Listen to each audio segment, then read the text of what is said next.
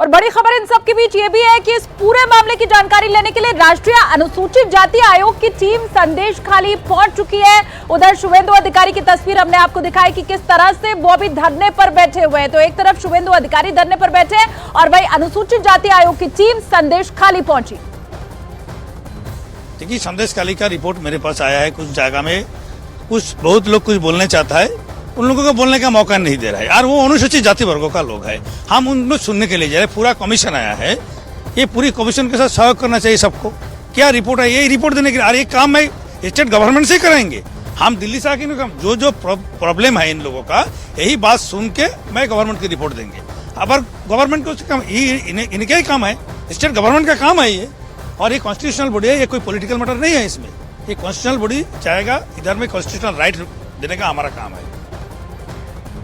और लगातार इस पूरे मामले में इस वक्त बयानबाजी हमें दिखाई दे रही है, जम करके पॉलिटिकल एंगल भी इसमें निकलकर सामने आ रहा है। न्यूज 18 इंडिया की आशिका मेरे साथ इस वक्त जुड़ी हुई है, उनका मैं रुख कर लेती हूँ। आशिका, शुभेंदु अधिकारी धरने पर बैठे हुए, अभी चल क्या रहा है वहां ग्राउंड जीरो पर? देखिए, शुभेंदु अधिकारी संदेश खाली जाने के लिए निकले जरूर थे, लेकिन पुलिस ने उनको पहले ही बैरिकेड लगा करके रोक दिया है। रामनगर इलाका है जहां पर बैरिकेड लगा करके शुभेंदु अधिकारी को रोक दिया गया है। और शुभेंदु अधिकारी ठीक उस बैरिकेड के सामने पुलिस बल की तैनाती जहां बड़ी संख्या में है, वहां पर धरने पर बैठे हुए हैं। शुभेंदु अधिकारी ने पहले ही कह दिया था कि धारा 144 का उल्लंघन ना हो, इसकी वजह से केवल 4 विधायक ही संदेश खाली के लिए रवाना हुए हैं। लेकिन उसके बाद भी पुलिस ने उन्हें रोक दिया, नहीं जाने दिया है संदेश खाली। आपको बता दें कि बहस हुई है बाकायदा, जो पुलिस के अधिकारी यहाँ पर मौजूद थे शुभेंदु अधिकारी की, उनके साथ शुभेंदु ने पूछा कि आखिर क्यों उन्हें जाने नहीं दिया जा रहा है। और टीएमसी की तरफ से जो दल गया था उसको परसों जाने दिया गया था, बाकी जो भी कमीशन की तरफ से लोग आ रहे हैं उनको जाने दिया जा रहा है। और जबकि शुभेंदु केवल 4 विधायक टोटल लेकर के जाना चाह रहे थे, तो क्यों उनको नहीं जाने दिया जा रहा है? इस वजह से ठीक पुलिस बल के सामने सड़क पर बैठ करके अपना विरोध जता रहे हैं शुभेंदु अधिकारी। आशिका, ममता बनर्जी का राजनीतिक इतिहास ये कहता है कि एक रेप के मामले में वो भी इसी तरीके से सड़कों पर बैठी थी और महिलाओं की आवाज बनी थी और फिर बंगाल की सत्ता में काबिज हो गई।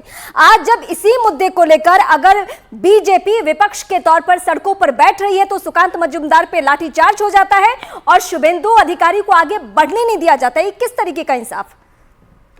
देखिए, लगातार इसके पहले भी शुभेंदु अधिकारी 2 दिन पहले भी प्रयास कर चुके हैं संदेश खाली जाने का, उनको कलकत्ता के ज्यूरिसडिक्शन में ही रोक दिया गया। परसों की जो तस्वीर थी, सुकांत मजूमदार राज्य अध्यक्ष हैं, एसपी ऑफिस जाना चाहते थे घेराव के लिए, उनको रोक दिया गया बैरिकेड लगा करके।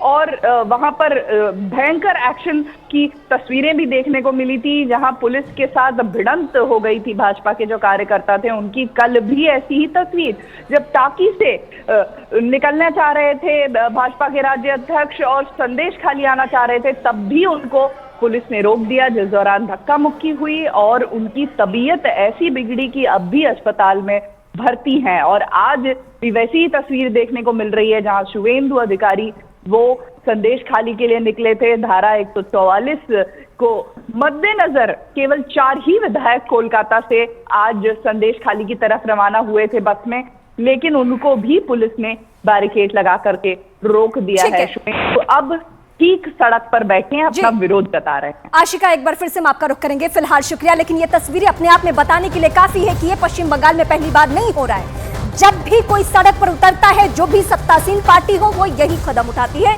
यानी डराने धमकाने की। फरार टीएमसी नेता शाहजहां शेख की वजह से पश्चिम बंगाल का संदेश खाली इलाका सियासत का अखाड़ा बना हुआ है इस वक्त। ये पूरा मामला शुरू कब हुआ, कैसे हुआ, ये सिलसिलेवार तरीके से एक एक करके हम आपको बताएंगे। पिछले महीने 5 जनवरी को बंगाल में ईडी की टीम टीएमसी नेता शाहजहां शेख के घर पर छापा मारने के लिए गई थी। उसके बाद क्या हुआ? शाहजहां शेख ईडी को नहीं मिले, उल्टा ईडी के अधिकारियों की ही जान पर बनाई। इलाके के लोगों ने ईडी की टीम पर हमला बोल दिया एक साथ, और उस दिन से शाहजहां शेख इस वक्त तक फरार चल रहा है। हालांकि इसके बावजूद वो जिला परिषद में अपने पद पर बना हुआ है, यानी पार्टी ममता बनर्जी सबका संरक्षण से हासिल है और अदालत से राहत पाने के लिए लगातार याचिका पर याचिका डाल रहे हैं। वो अग्रिम जमानत की याचिका दायर कर चुके हैं। कोर्ट से ये तक अपील कर चुके हैं कि उन्हें उनकी बात रखने का मौका दिया जाए। और इस पर अदालत में सुनवाई के दौरान सीबीआई के वकील ने शाहजहां शेख की तुलना आतंकवादी ओसामा बिन लादेन तक से कर दी है।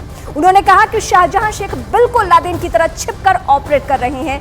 ये इस वक्त पश्चिम बंगाल में चल रहा है और उसके बाद ये संदेश खाली का जो मामला सामने आ गया है वह अपने आप में बताने के लिए काफी है कि महिलाएं कितनी असुरक्षित है बंगाल में।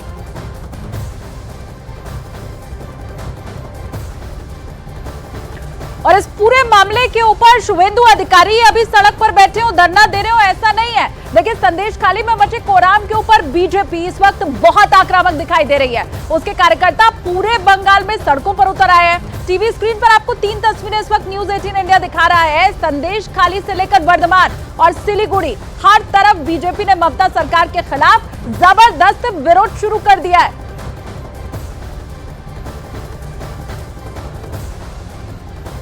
जनवरी के बाद पिछले हफ्ते संदेश खाली एक बार फिर सुलग उठा।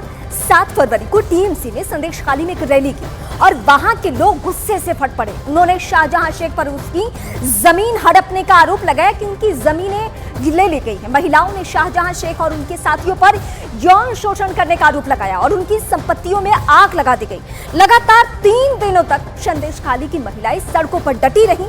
मामले को शांत करने के लिए पुलिस ने इलाके में धारा 144 लागू कर दी है और वहां की एक एक तस्वीरें जो हम दिखा रहे हैं वो अपने आप में भयावह है।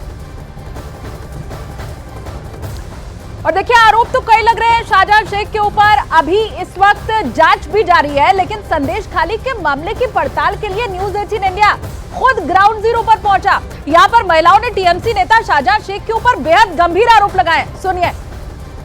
কি হয়েছে কি অনেক কথা বলছিলেন আপনারা যখন তখন মিটিংয়ে ডাকবে, যেতে হবে, না গেলে ওরা এসে অত্যাচার করবে, মানে তুলে নিয়ে যাবে, মারধর করবে।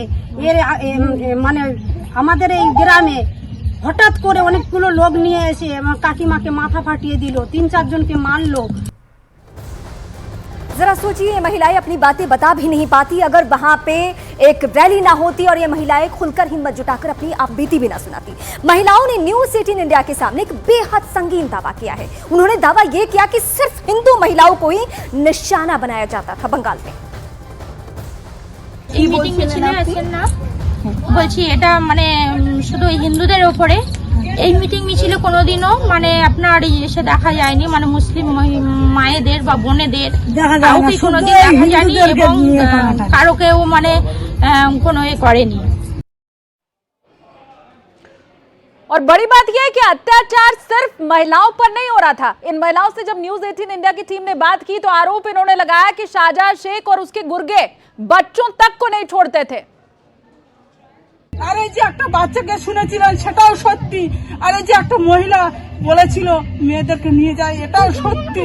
আমি এই যে মুখ থেকে কথা বলছি আমার কত ভয় হচ্ছে, আমার বাচ্চা আছে, স্বামী আছে, সবই কিছু আছে, তাহলে আমাকে এই মুখ থেকে কথাটা বলতে হচ্ছে, বুক ফেটে যাচ্ছে, ভালো আমাকে বলতে হচ্ছে।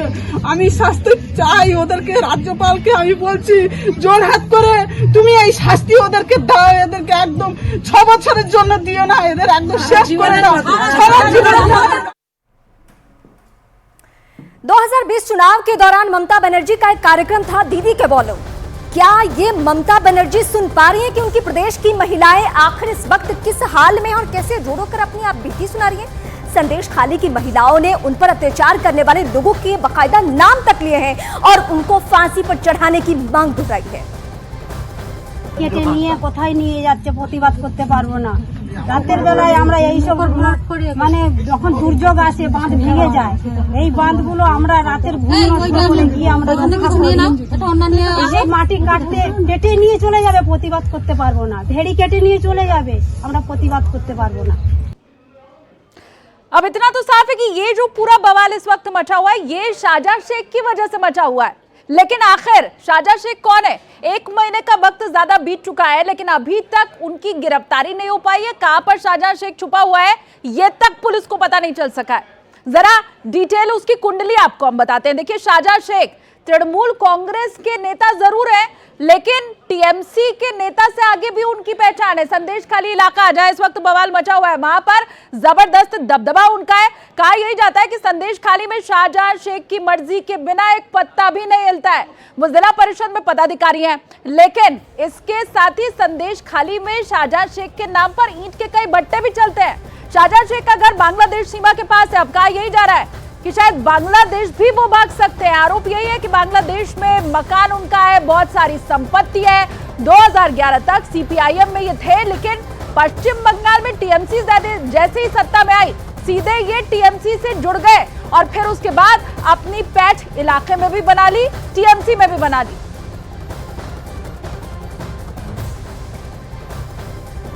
बीजेपी का आरोप है कि ममता बनर्जी अपने नेता शाहजहां शेख को बचाने की कोशिश कर रही है। इसलिए पार्टी ने संदेश खाली के बारे में जानकारी जुटाने के लिए 6 सदस्यों की कमेटी का गठन कर दिया है। कमेटी के सदस्य और राज्यसभा सांसद बृजलाल ने दो टूक कहा, ममता बनर्जी वोट बैंक की राजनीति कर रही है और इसीलिए इस शख्स पे एक्शन अभी तक नहीं हो रहा है। ये हम आपको एक एक करके जो तस्वीरें दिखा रहे हैं उसमें आप देखिए पार्टी के यानी बीजेपी के जो सबसे बड़े चेहरा है पश्चिम बंगाल में शुवेंदु अधिकारी, एक वक्त में टीएमसी से ही वास्ता।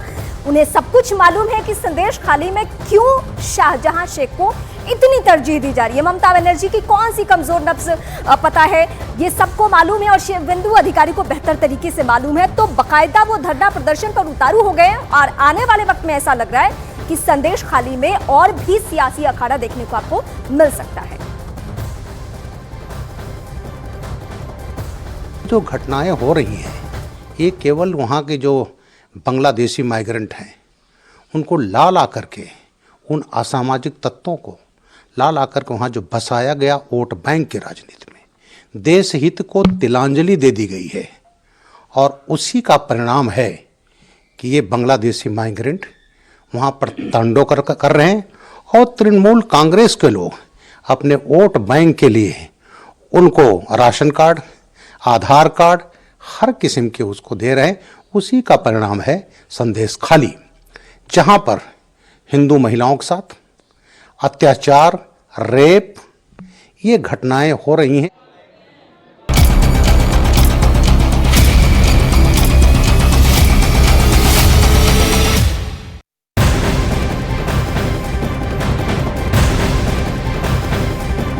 सबसे बड़ी खबर इस वक्त की आपको बता दें, चुनावी चंदे में बॉन्ड के इस्तेमाल पर आज सुप्रीम कोर्ट में अहम फैसला सुना दिया गया है। सुप्रीम कोर्ट ने चुनावी बॉन्ड पर तत्काल प्रभाव से रोक लगा दी है, यानी अब राजनीतिक दल चुनावी बॉन्ड के जरिए चंदा नहीं ले पाएंगे। लोकसभा चुनाव नजदीक है, ऐसे में सुप्रीम कोर्ट का ये फैसला बहुत अहम हो जाता है। तत्काल प्रभाव से चुनावी बॉन्ड पर रोक लगा दी गई है, इसे असंवैधानिक बता दिया गया है। 5 जजों की पीठ की तरफ से ये फैसला सुनाया गया, जिसमें तत्काल प्रभाव से चुनावी बॉन्ड के ऊपर रोक लगा दी गई है। साफ साफ सुप्रीम कोर्ट की तरफ से यही कहा गया कि ये पूरी तरह से ना तो निष्पक्ष है और एक तरह से ये जो कहा जा रहा था काले धन को सफेद धन के रूप में बदलने का ये एक तरीका है। तो कई तरह की टिप्पणी की गई सुप्रीम कोर्ट की तरफ से और अहम जानकारी यही कि अब किसी भी तरह का जो चुनावी बॉन्ड है उसका इस्तेमाल नहीं हो पाएगा और चंदा पार्टियों को चुनावी बॉन्ड के जरिए नहीं मिल पाएगा।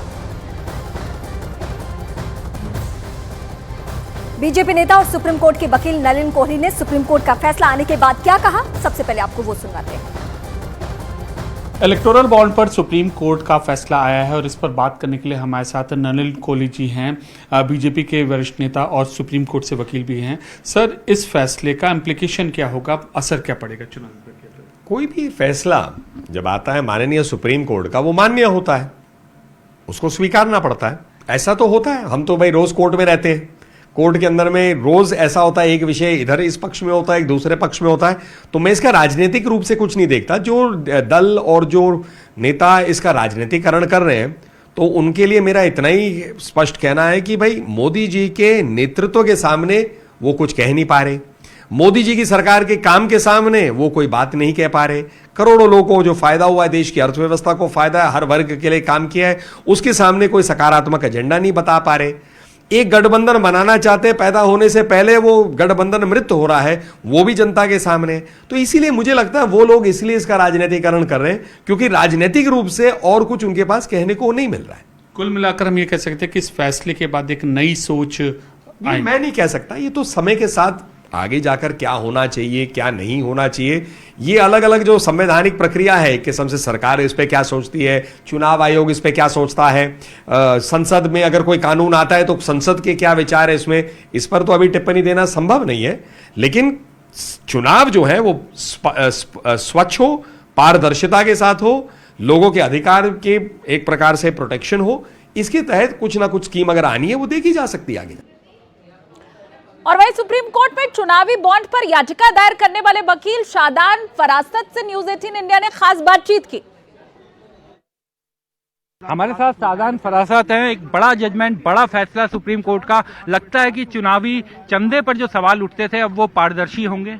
जी देखिए, पिछले 7 साल से 2017 में आई थी ये अमेंडमेंट और 18 में स्कीम आई थी, तो 6 से 7 साल हो गए हैं इसको। और ये आज का जो जजमेंट है ये बहुत ही डेमोक्रेसी की तरफ से, लोकतंत्र की तरफ से और ट्रांसपेरेंसी, उसमें पारदर्शिता की तरफ से बहुत ही बड़ा जजमेंट है। और सुप्रीम कोर्ट ने काफ़ी क्लियरली इसमें कन्फ्यूजन नहीं रखा है। पूरा का पूरा सारे अमेंडमेंट स्ट्राइक डाउन कर दिए हैं, स्कीम स्ट्राइक डाउन कर दी है और आज की डेट में स्कीम बंद हो गई है इफेक्टिवली। साधन भाई, एक सवाल ये उठता है जो सरकार की तरफ से भी कहा गया था कि कई बार जो चंदा दे रहे हैं वो नहीं चाहते कि वो सामने आए, उनका नाम सामने आए, लेकिन अब उनकी प्राइवेसी खुल जाएगी क्योंकि डाटा भी कहा गया है कि आप पब्लिश कीजिए। देखिए, ऐसा है कि प्राइवेसी कोर्ट ने बहुत क्लियरली डिफाइन की है। उन्होंने कहा है कि हाँ, एक जो आम आदमी औरत है उसकी प्राइवेसी तो है, क्योंकि उसको अगर आप उसका पॉलिटिकल इंक्लिनेशन डिस्क्लोज हो जाए तो उसके अगेंस्ट डिस्क्रिमिनेशन बहुत तरह से हो सकता है। सरकार भी कर सकती है, एक पार्टी की सरकार करेगी, फिर दूसरे पार्टी की सरकार कर सकती है, तो ये सारी चीज़ें हो सकती हैं। इसलिए उनके ऊपर तो प्राइवेसी है। लेकिन जो बड़ी फंडिंग होती है, ठीक है, जो कॉर्पोरेशंस करते हैं या जो एक इंडिविजुअली बहुत बड़ा अमाउंट, तब उस तरह की फंडिंग अगर आप कर रहे हो बहुत बड़े बड़े अमाउंट की, तब आप अपनी प्राइवेसी पे क्लेम नहीं कर सकते हो। तब right to information of the public जो है वो आपकी प्राइवेसी राइट को ट्रम्प कर देगा। ये भी आपकी तरफ से आरोप लगाया गया था कि कई लॉस मेकिंग कंपनीज भी इसमें चुनावी चंदा दे